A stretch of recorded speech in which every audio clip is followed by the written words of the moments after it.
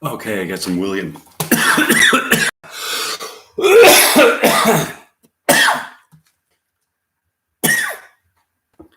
Shakespeare.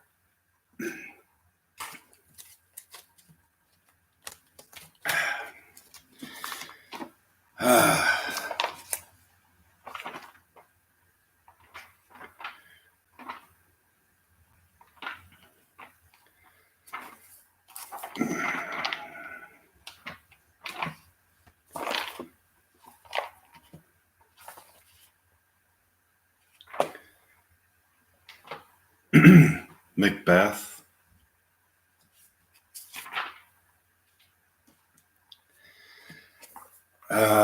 Nah.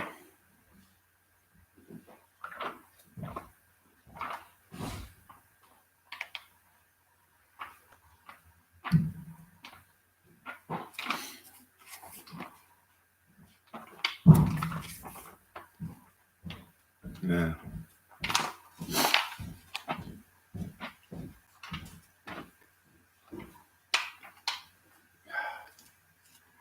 I was looking for King Lear.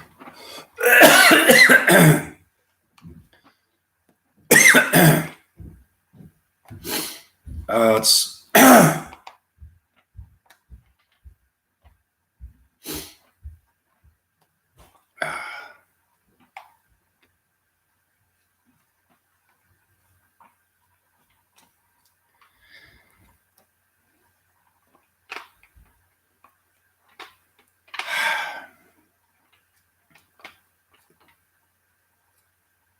Winter's Tale.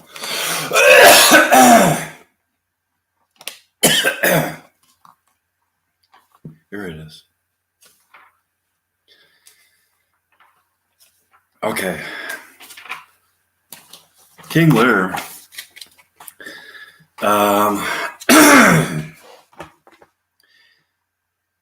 Introduction by Philip Hobsbawm.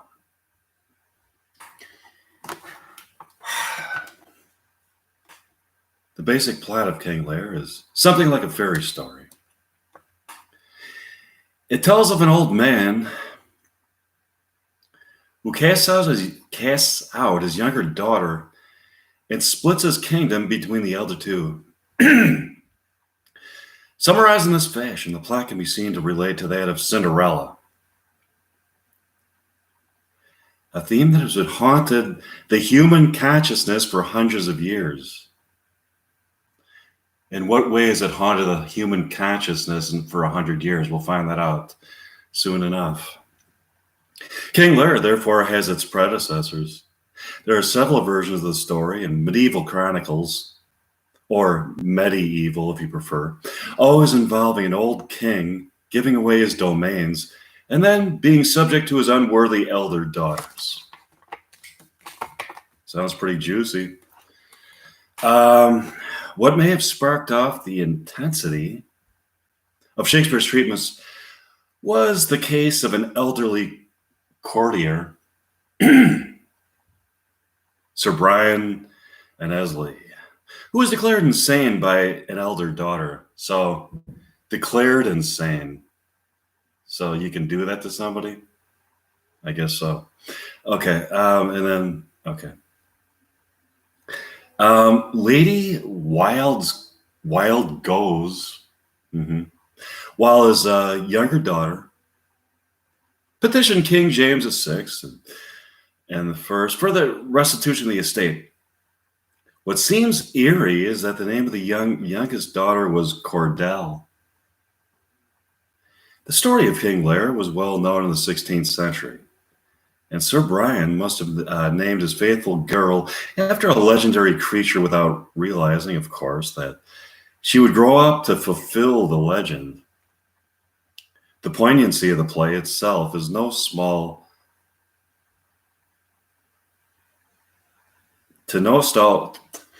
small extent, depends on the way it reflects the conflicts that beset us in life. Lear addresses a question to his three daughters in the first scene.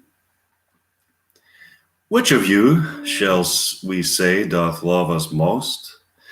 Such a question cannot be decently answered. Love cannot be quantified or elicited.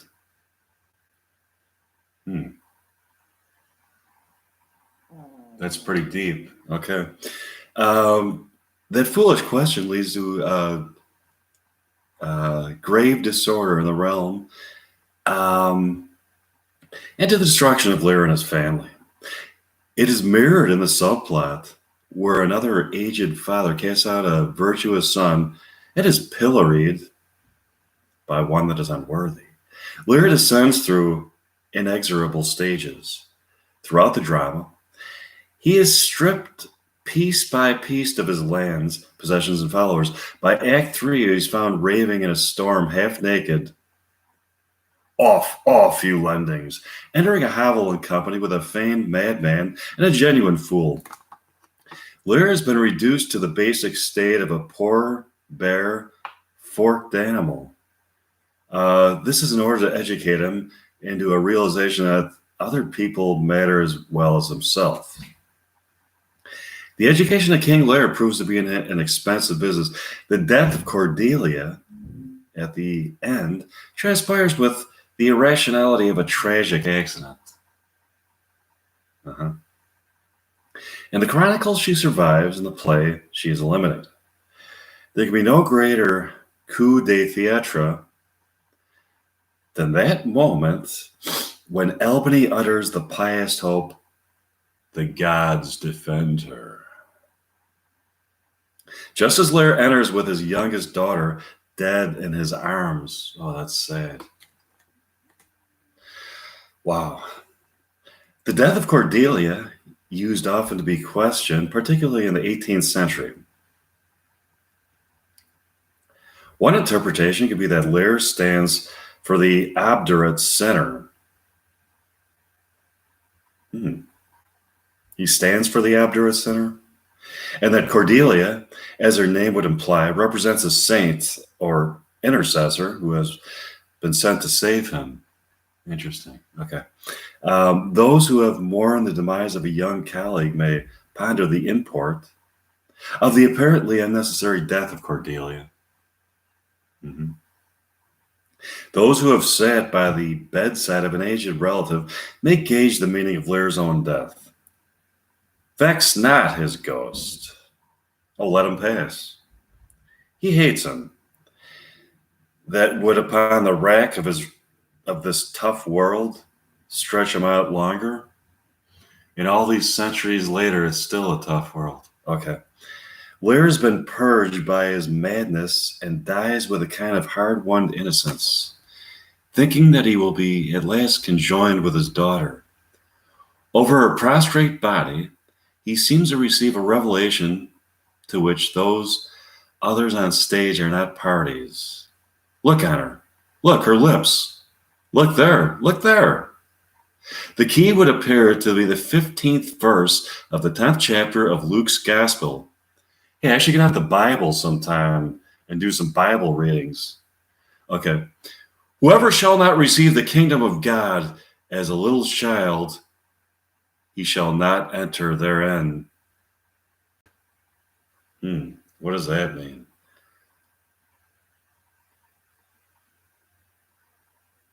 I don't know. Okay, so let's start King Lear. Let's see. Okay, I'll start from the Kring. King Lear. Dramatis personae, which means the actors in the play. Lear, King of Britain, King of France, Duke of Burgundy, Duke of Cornwall, Duke of Albany, Earl of Kent, Earl of Gloucester, Edgar, son to Gloucester, Edmund, bastard son to Gloucester, Caron, a courtier, old man, tenant to Gloucester, doctor, fool, Oswald, steward to Gomeril, a captain employed by Edmund, gentleman attendant on Cordelia, a herald, servants to Cornwall, Goneril, Regan, Cordelia, Daughters to Lear. Knights attending on Lear, officers, messengers, soldiers, and attendees. Okay. Scene 1, King Lear's palace. Enter Kent, Gloucester, is that how you pronounce it? And Edmund.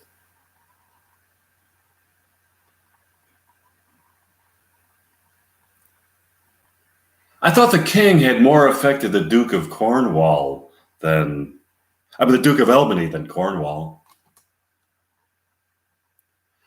It did always seem so to us, but now, in the division of the kingdom, it appears not which of the dukes he values most, for equalities are so weighed that curiosity in neither can make choice of either's moiety.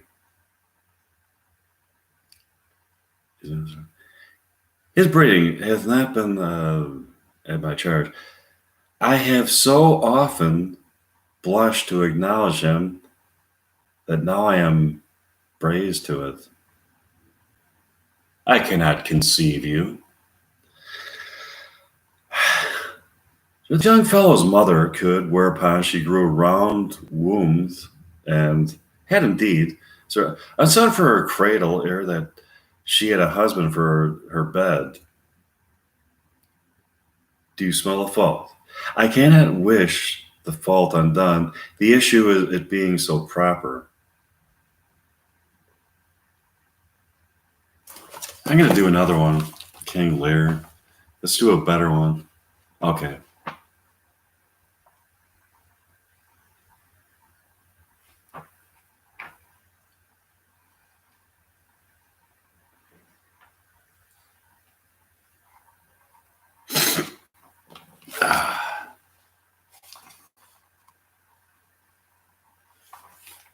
How about measure for measure? Nah.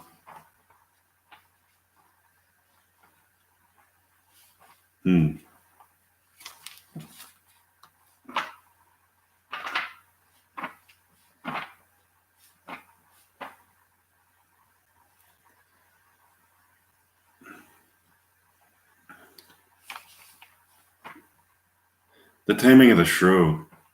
Okay.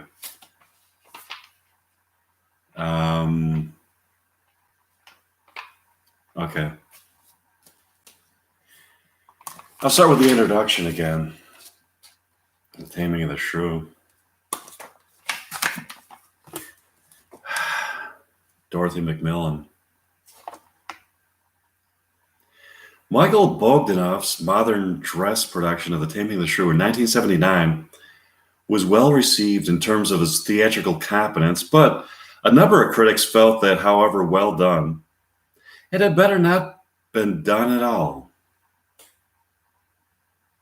Michael Billington in The Guardian doubted that there was any reason to revive a play that seems totally offensive to our age and our society. My own feeling is that it should be put back firmly and squarely on the shelf. Suggestions of censorship, as it were, have at least the merit of indicating that the offending object is being taken seriously. That's a good point. Nor is Billington the first to find the shrew a peculiarly damning blot on Shakespeare's output. Okay. Show him at the Lord of creation, moral implied in the wager and the speech put into woman's own mouth. The shrew has generally proved a bit of a farcer for those who would claim that that Shakespeare is a great universal genius with ideas that transcend the limitations of his time. That's a great sentence. Okay. Hence, the tendency of modern readings and productions either to imply that Shakespeare did not really acquiesce in the apparent patriarchal assumptions of the taming plot, nor the reductiveness about female charm implied in Bianca's defection from maidenly modesty, or to suggest that even if he did, the usefulness of the play for the 20th century is to expose the latent misogyny and brutality that still form the real infrastructure of our bien pensant, politically correct culture. One way of distancing Shakespeare from the implications of the taming plot has been to repair the broken frame of the play, increasing the significance of the sly plot by importing material from the anonymous The Taming of the Shrew, printed in 1594. Oh, that's a long time ago. And possibly a memorial reconstruction of a Shakespearean original. The taming and submission of Catherine can then be made to appear an unattainable and possibly rather vulgar male fantasy of domination. A dream of empowerment, not unlike the violent fantasies of Pirate Jenny in Brecht's Threepenny Opera. Alternatively, the play can be made to generic modes. On the one hand, by ignoring the incipient psychological complexity and the treatment of Catherine in particular, she is, after all, not the favored child of her father and Bianca's. Butter wouldn't melt in her mouth demeanor might irritate more than a shrew.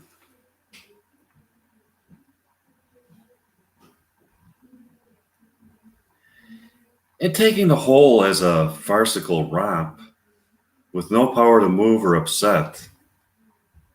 On the other side, the farcical nastiness can be played down in favor of modern notions of relationship where all is fair between the couple because they really love each other, win through to equality within properly constituted hierarchy.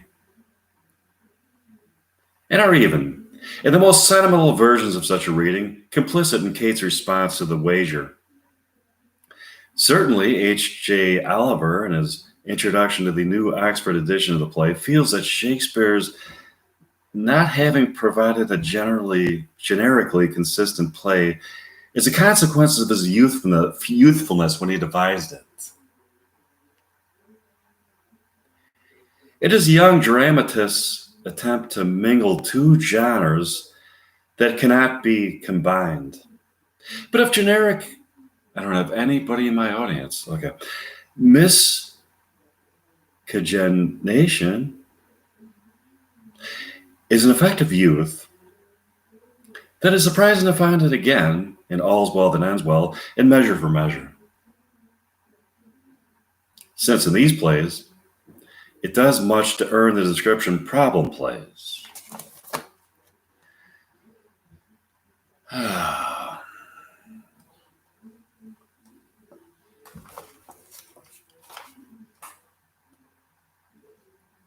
It might be well to consider if this is not also the effect in the shrew. The clash of farcical folktale and the taming plot with the legitimate desires of both Petruchio and Catherine for lives that they can live betrays the inconsistencies and half-truths that they daily tolerated and evaded. There seems to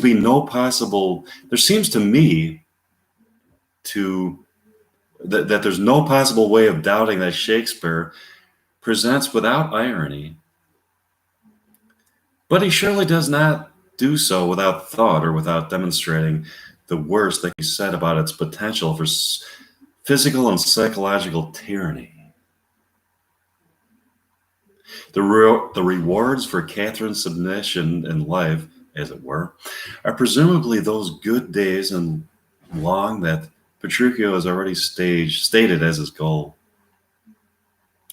Since it comes as a definitive culmination to the end, the audience is left with no sense of need for its endless repetition. It frames a way of life, while shrewishness is, on the contrary, a lifetime career. The future of Bianca and the widow. This is not modern, but it is not too bad in the circumstances.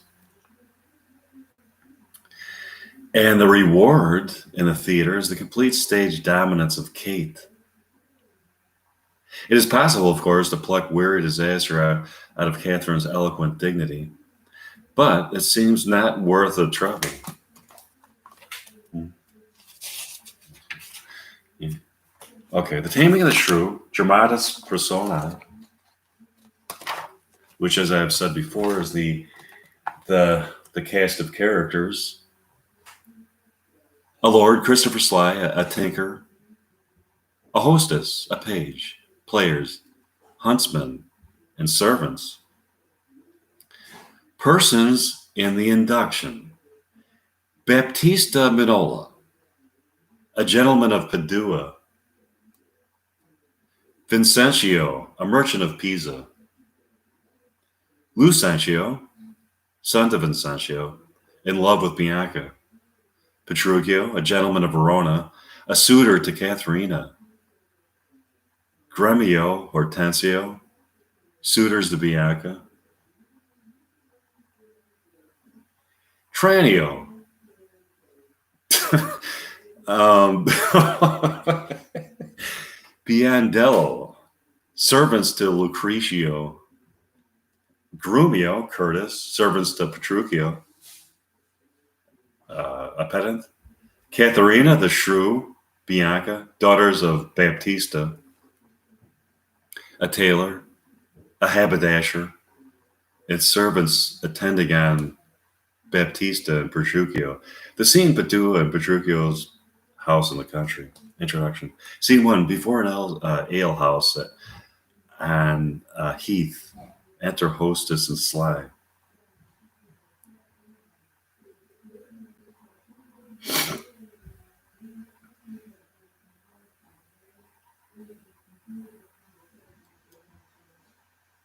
I'll fees you in faith. A pair of stocks, you rogue. You are a beggar. The Slys are no rogues. Look in the chronicles. We came in with Richard Conqueror. Therefore, Paucus, Palabras, let the world slide. Cessa. You will not pay for the glasses you have burst.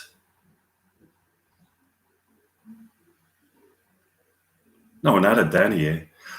Go by Saint Geronimy. Go to thy cold bed and warm her. I like that line. Okay. I know my remedy. Third or fourth or fifth borough. I'll not budge an inch. Wind horns. Enter a lord from hunting, with his train. Huntsman. I charge thee, tender well my bounds. Brack merrymen, the poor cur is embossed, and couple clouder with deep mouthed Brack. Sawest thou not how silver made it good as at the hedge corner in the coldest fault? I would not lose the dog for £20. Why, Bellman is as good as he. He cried upon it at the merest loss, and twice today picked out the dullest cent.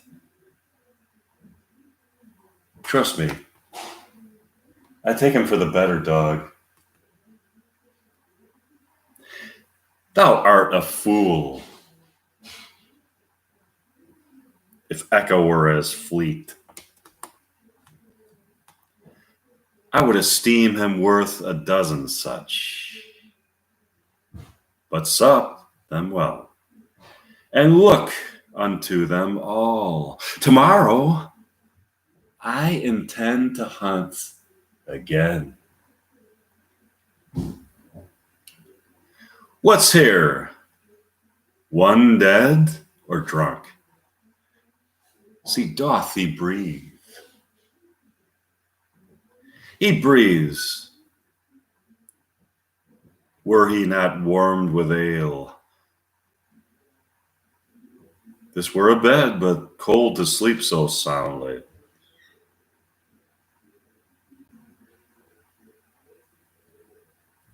O monstrous beast, how like a swine he lies.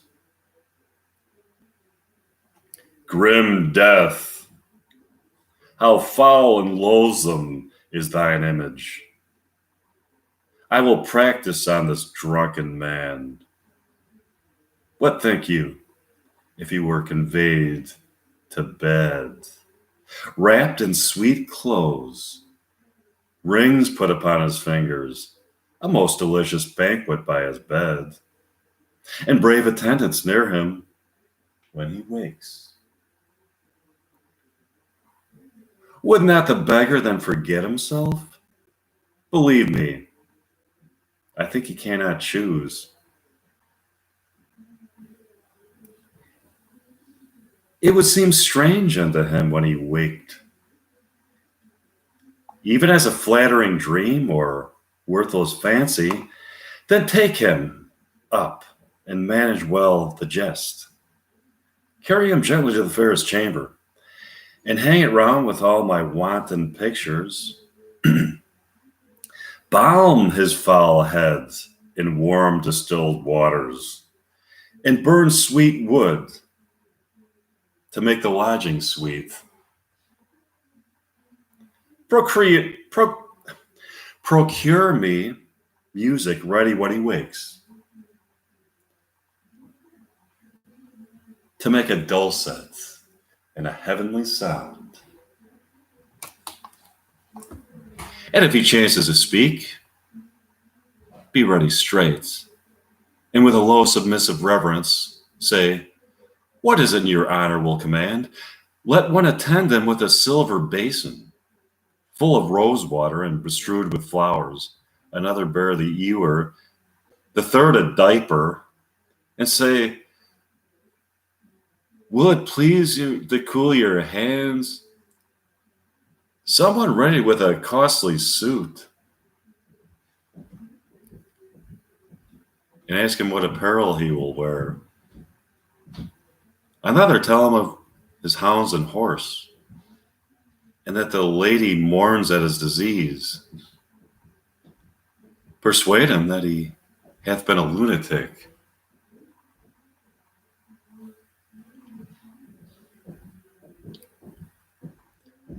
And what he says, and when he says he is, say that he dreams. For he is nothing but a mighty lord. This do, and do it kindly. It will be pastime passing excellent, if it be husbanded with modesty.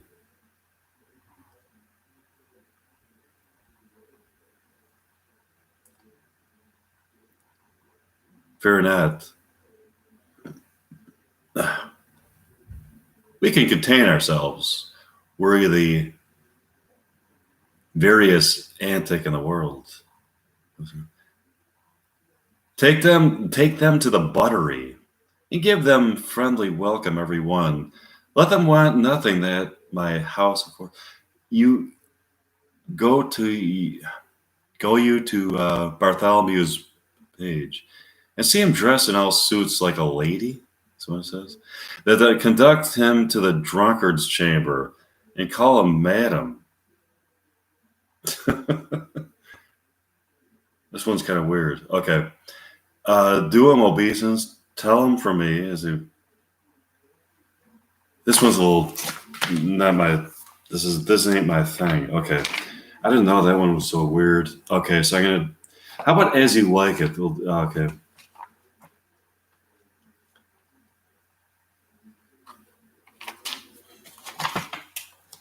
Dramatis persona, Duke, living in exile. Frederick, his brother, and usurper of his dominions.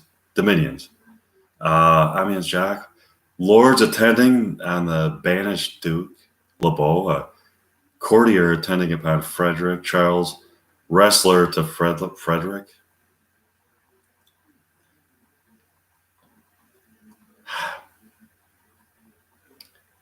Oliver, Orlando, sons of Sir Rowland.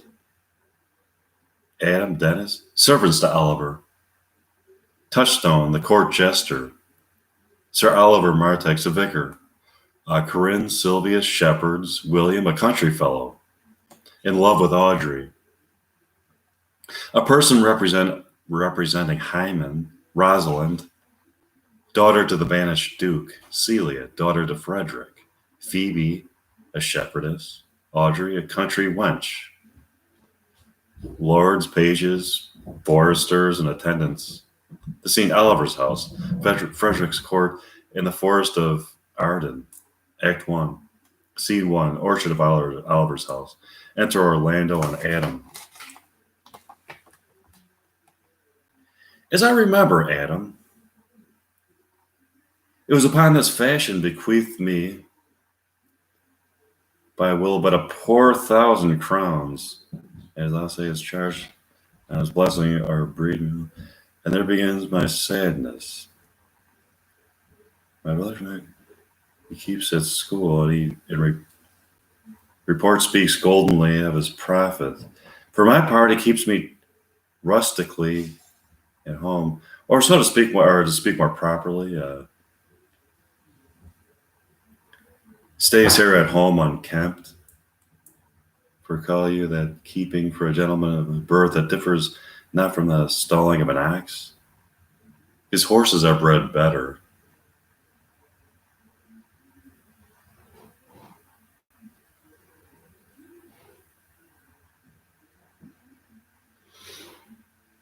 For besides that they are fair with their feeding, they are taught their manage, and to that end, riders dearly hired, but gain nothing under him but growth, for which his animals and dunghills are as much bound to him as I. Besides, this nothing that he so plentifully gives me.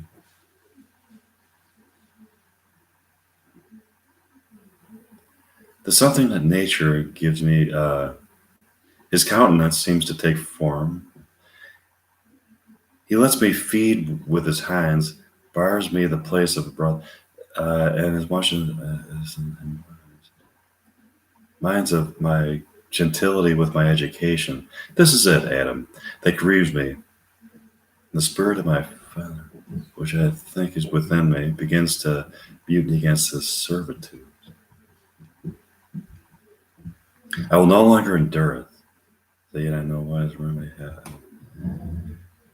how to avoid it. Enter Oliver.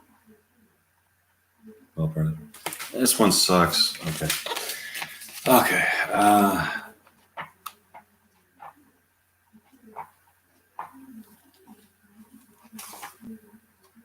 Wait.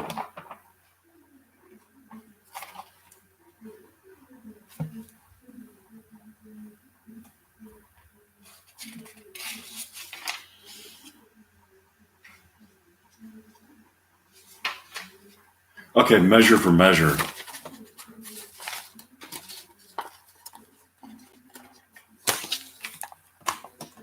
Introduction by Dorothy Macmillan. The action of Measure for Measure is on the face of it motivated by Duke Vincentio's desire to clean up Vienna without having to get his own hands dirty.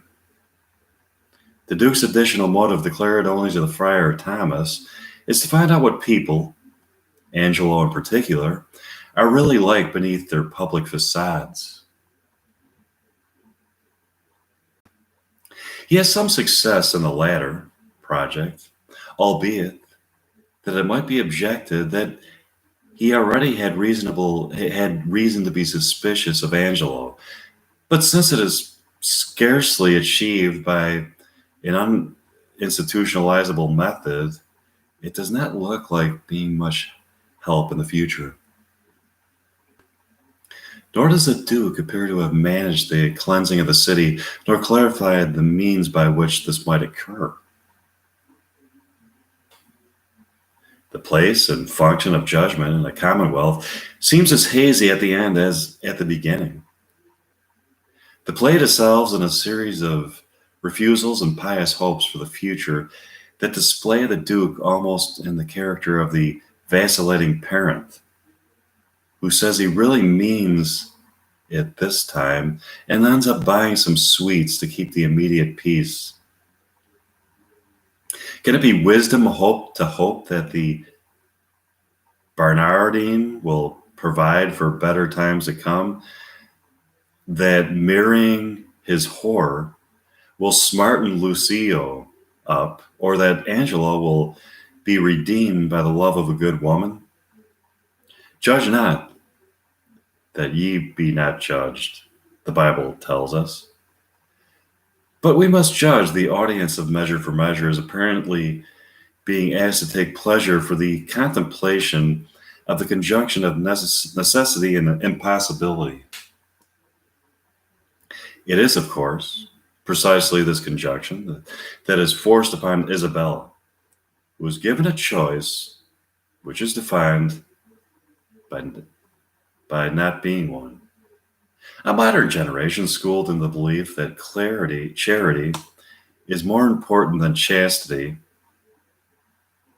has sometimes felt that Isabella's attachment to her chastity, she does not say virginity, is evidenced of reprehensible frigidity, which seeks unnaturally to protect itself in a convent.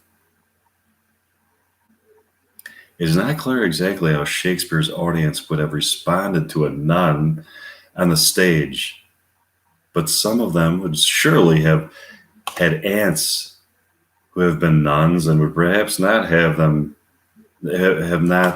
found them unnatural.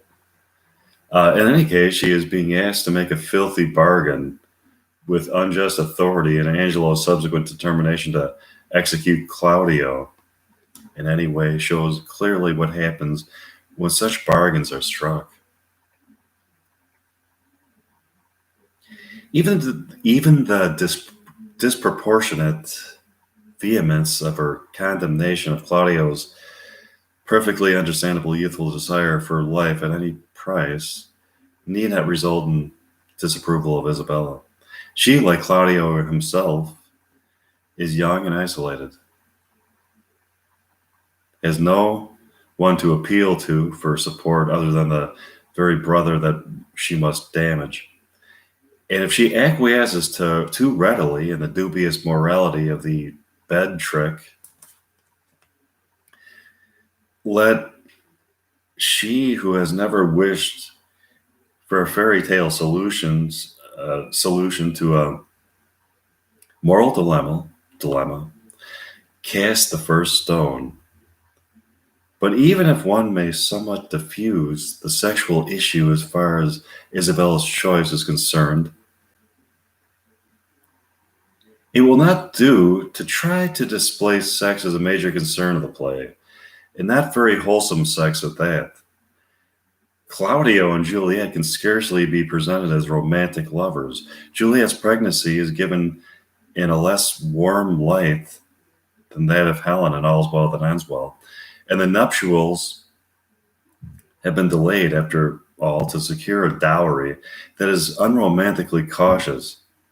The presentation of Angelo's sexuality goes some way to supporting the contention of 20th century feminists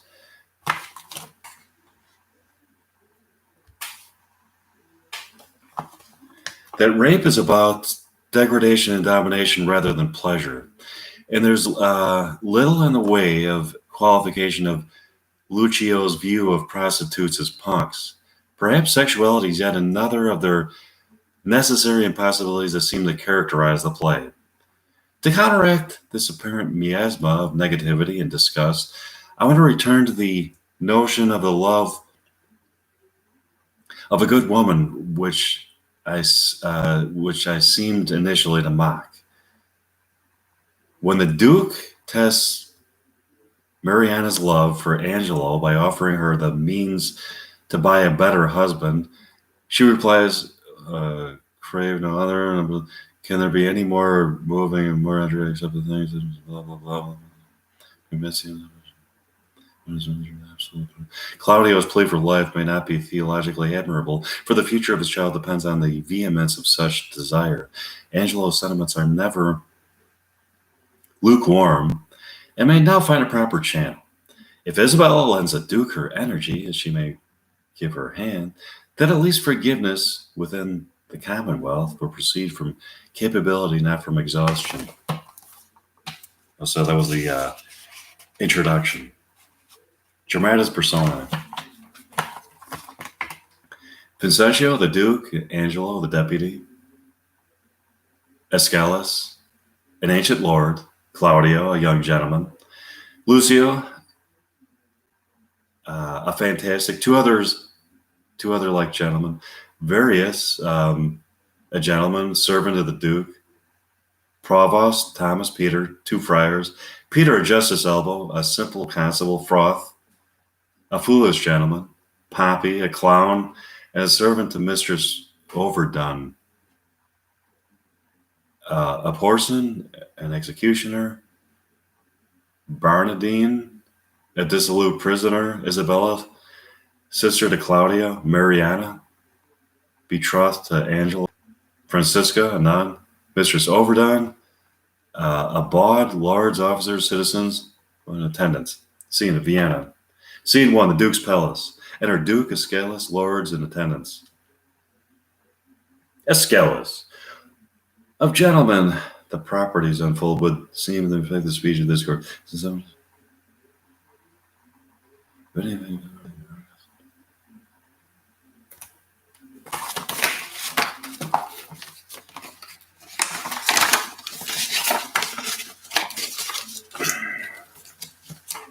Okay.